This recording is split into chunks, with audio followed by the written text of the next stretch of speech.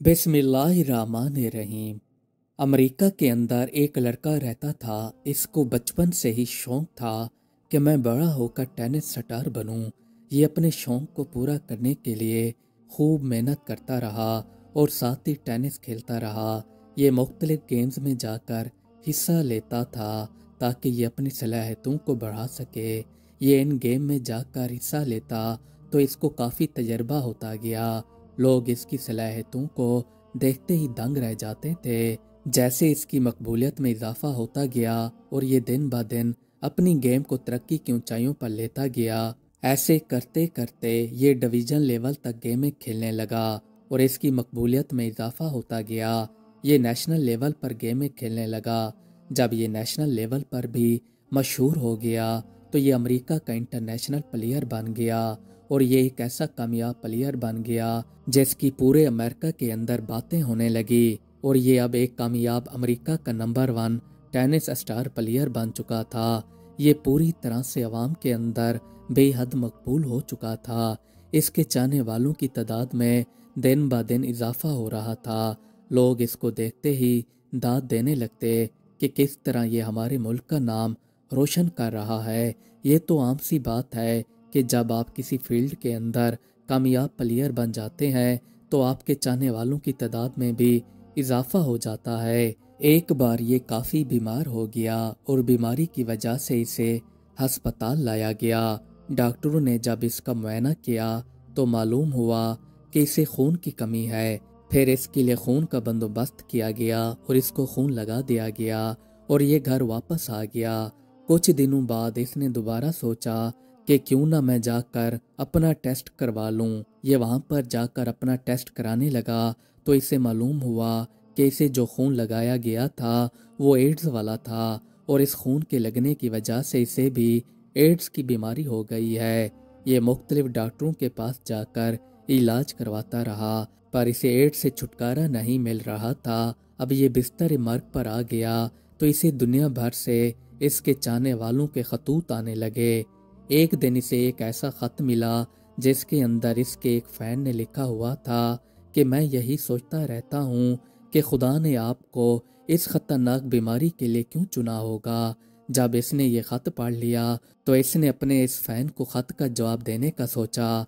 इसने जवाब में लिखा कि क्या आपको मालूम है दुनिया भर में 5 करोड़ से ज़्यादा बच्चे टेनिस सीखना शुरू करते हैं और इनमें से 50 लाख बच्चे टेनिस खेलना सीख जाते हैं और इन 50 लाख लड़कों में से सिर्फ 50,000 लड़के टेनिस के सर्कल में पहुंच पाते हैं।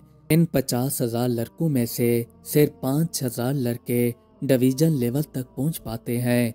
इन 5,000 लड़कों में से सिर्फ 50 लड़के ही नेशनल लेवल तक पहुंच पाते हैं और इसके बाद जब इनका मुकाबला करवाया जाता है तो फिर इन 50 लड़कों में से सिर्फ 4 लड़के ही सेमीफाइनल तक पहुंच पाते हैं। इसके बाद जब सेमीफाइनल ख़त्म होता है तो इनमें से 2 लड़के ही फाइनल तक पहुंच पाते हैं और जब इनका फाइनल मुकाबला होता है तो इनमें से एक लड़का फाइनल का मुकाबला जीत कर ट्रॉफी उठा लेता है। अब वो ट्रॉफी उठाने वाला इन 5 करोड़ बंदों में से एक होता है। ये लड़का उन्हीं 5 करोड़ बंदों में से चुना जाता है। अब मैंने वो ट्रॉफी उठाने में कभी खुदा से ये नहीं पूछा कि इन 5 करोड़ बंदों में से मैं ही क्यों, तो अब मैं खुदा से ये क्यों कहूँ कि इस बीमारी के अंदर इतने करोड़ों लोगों में से मैं ही क्यों। अब मैं अल्लाह ताला से ये शिकवे शुरू कर दूँ जो कि मुझे ज़ेब नहीं देता। जब मैंने अपने अच्छे वक्तों में खुदा से नहीं पूछा कि इन सब में से मुझे ही क्यों चुना गया तो मैं अपने बुरे वक्तों में अब उनसे क्यों पूछूं कि इतने सब लोगों में से मुझे ही क्यों चुना गया। बाकी जो मुसीबतें इंसान पर आती हैं ये आपके हाथ में नहीं होती। ये तो सब कुछ किस्मत में लिख दी जाती है। जो आपकी किस्मत में होता है वही आपको मिलकर रहता है और आपको इसी पर ही राजी होना चाहिए, ना कि नाशुक्री वाली बातें करके खुद को कोसना चाहिए। इसी में ही आपकी भलाई है कि इस पर सब्र करें। एक मर्तबा हज़रत ईसा अलैहिस्सलाम एक जगह से गुजर रहे थे तो इनके रास्ते में एक नौजवान लड़का खेतों को पानी लगा रहा था। जब इसने आप अलैहिस्सलाम को देखा तो ये आपके पास चला आया और आकर आप अलैहिस्सलाम से कहने लगा کہ اے اللہ کے پیغمبر، آپ میرے لیے دعا فرمائیے کہ اللہ تعالیٰ مجھے اپنے عشق کا ایک ذرا عنایت فرما دیں۔ حضرت عیسیٰ علیہ السلام نے اس لڑکے کی یہ بات سنی تو پھر آپ علیہ السلام نے اس لڑکے سے فرمایا کہ ایک ذرا تو بہت ہے، تم برداشت نہیں کر پاؤ گے، اتنی صلاحیت تم نہیں رکھتے۔ لڑکے نے جواب دیا کہ اے اللہ کے پیغمبر، چلو آپ میرے لیے آدھے ذرے کی دعا مانگ لیں، مجھے رحمت کا آدھا ذرا ہی نصیب ہو جائے۔ اس کے بعد حضرت عیسیٰ علیہ السلام نے بارگاہ الہی میں دعا مانگی کہ یا اللہ اس لڑکے کو اپنے عشق کا آدھا ذرا عطا فرما دے۔ دعا مانگنے کے بعد آپ علیہ السلام وہاں سے تشریف لے گئے۔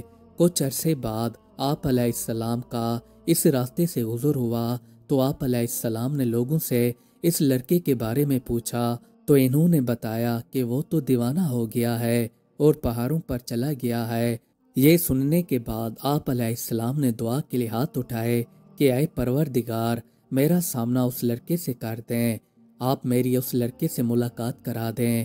جب آپ علیہ السلام نے دعا مکمل کر لی تو آپ نے اس لڑکے کو ایک پہاڑ کے اوپر کھڑے ہوئے دیکھا جو کہ آسمان کی طرف دیکھ رہا تھا۔ آپ علیہ السلام اس لڑکے کے قریب چلے آئے۔ اس کے پاس آ کر آپ علیہ السلام نے اس لڑکے کو سلام کیا، پر اس لڑکے نے کوئی جواب نہیں دیا۔ آپ علیہ السلام نے اس سے فرمایا کہ میں عیسیٰ ہوں، پر اس نے پوری طرح سے خاموشی اختیار کر رکھی تھی۔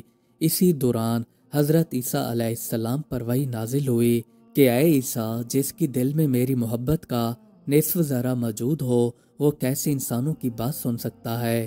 مجھے قسم ہے اپنی عزت و جلال کی، اگر اس لڑکے کو آرے کے ساتھ چیر دیا جائے اس کو تب بھی احساس نہیں ہوگا کہ اس کے ساتھ کیا ہوا ہے۔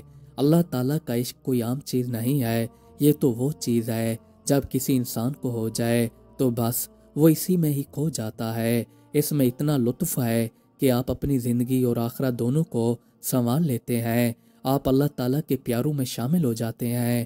اس لڑکے کا بھی یہی حال تھا۔ یہ پہلے تو ایک نارمل زندگی گزار رہا تھا، جب اس کو اللہ تعالیٰ نے اپنی رحمت کا آدھا ذرا عطا فرما دیا تو یہ اللہ تعالیٰ کے عشق میں مبتلا ہو گیا۔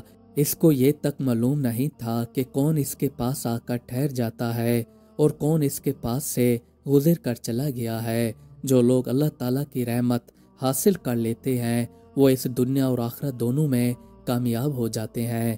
پروردگار کو پا لینے سے یہ دنیا آپ کو فانی لگنے لگ جاتی ہے، جس کے اندر ہم ایسی زندگی گزار رہے ہیں جیسے ہم نے ہمیشہ رہنا ہے، جبکہ کچھ ہی دنوں میں ہم نے واپس اپنے پروردگار کی طرف لوٹ کر جانا ہے۔ اگر آپ نے اس دنیا کو اپنا سب کچھ سمجھ رکھا ہے تو پھر آپ بہت بڑی غلطی میں جی رہے ہیں، کیونکہ یہ غلطی آپ کی بہت ہی جلد ٹوٹنے والی ہے۔ اس سے بہتر ہے کہ آپ اس غلطی کو ختم کر کے دین کی طرف توجہ دیں، اسی میں ہی آپ کی بہتری ہے اور اسی میں ہی آپ کی فلاح ہے۔ مزید اچھی ویڈیوز دیکھنے کے لیے ہمارے چینل کو سبسکرائب کر لیں۔ شکریہ۔